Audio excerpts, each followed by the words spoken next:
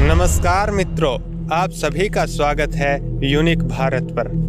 आज हम बात करेंगे उस किले के रहस्य की जिसको सारी दुनिया शापित बताती है। कहते हैं सूरज ढलने के बाद और सुबह सूरज उगने से पहले अगर उस किले में कोई जाए तो शायद वो वापस नहीं आता।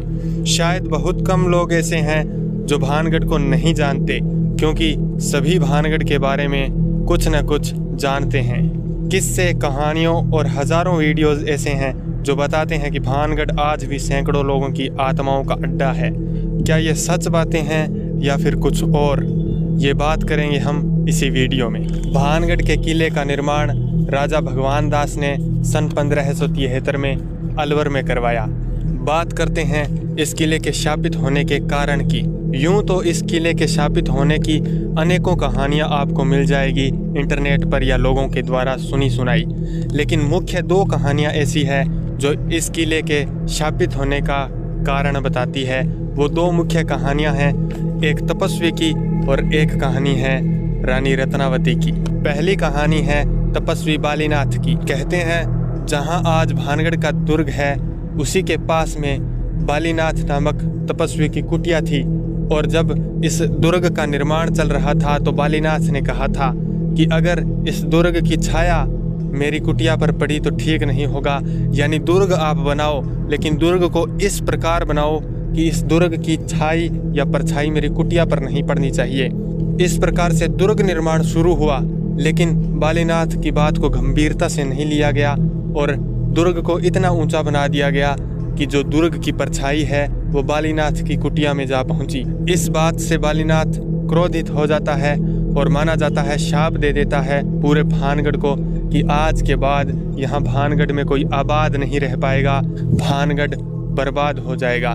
और मानते हैं इस शाप के बाद भानगढ़ शापित हो गया और यहाँ कोई बाद में नहीं रह पाया।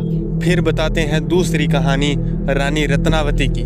रानी रत्नावती की कहानी कुछ इस प्रकार से है कि जो भगवान दास हैं उनके जो पोते थे छत्र सिंह हैं, उनकी जो रानी थी रत्नावती वो बेहद ही खूबसूरत थी।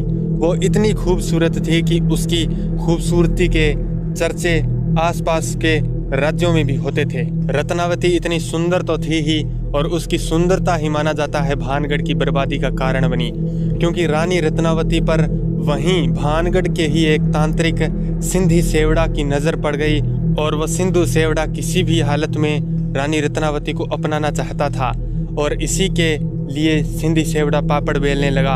और एक दिन जब रानी रत्नावती बाजार में शॉपिंग कर रही थी, उसी वक्त सिंधी सेवड़ा ने तंत्र मंत्र फूंक कर एक इत्र की शीशी को किसी तरह रानी के पास पहुंचा दिया। और माना जाता है इस बात की खबर जब रत्नावती को मिली तो रत्नावती ने वो शीशी एक चट्टान पर दे मारी, और जब चट्टान के पत्थर पर वो शीशी लगी वो पत्थर अपने आप लुढ़क कर सिंधी सेवड़ा तांत्रिक के ऊपर जा चढ़ा और सिंधी सेवड़ा की मृत्यु हुई। और मृत्यु से पहले सिंधी सेवड़ा ने एक शाप दे दिया कि भानगढ़ आज के बाद कभी आबाद नहीं हो पाएगा।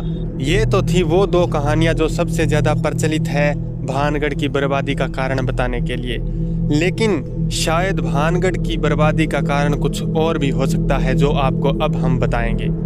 माना जाता है कि भानगढ़ के पास ही स्थित अजबगढ़ के राजा ने भानगढ़ पर आक्रमण कर दिया था, और वो आक्रमण इतना भयानक था यहाँ जो भी सामने आया उनका कत्लेआम कर दिया गया, और इसी किले में सैकड़ों लोगों की जान गई। और अजबगढ़ के राजा ने इस पूरे किले को तोड़ मरोड़ कर पूरे खंडहर में तब्दील कर दिया, और इस आक्रमण के बाद यहाँ पर बहुत भयानक अकाल पड़ा।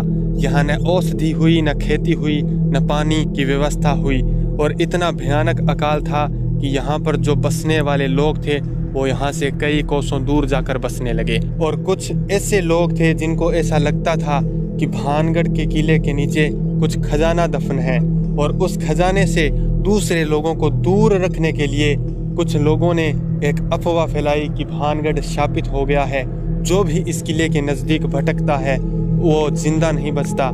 ऐसी कुछ कहानियां पेश करके लोगों को बताई गई ताकि कोई इस भानगढ़ में ना आए।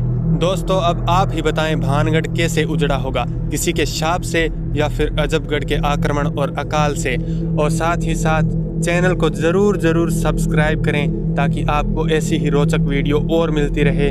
कमेंट बॉक्स में ज़रूर बताएं कि आप अगला कौन सा टॉपिक है जिस पर आप वीडियो चाहते हैं।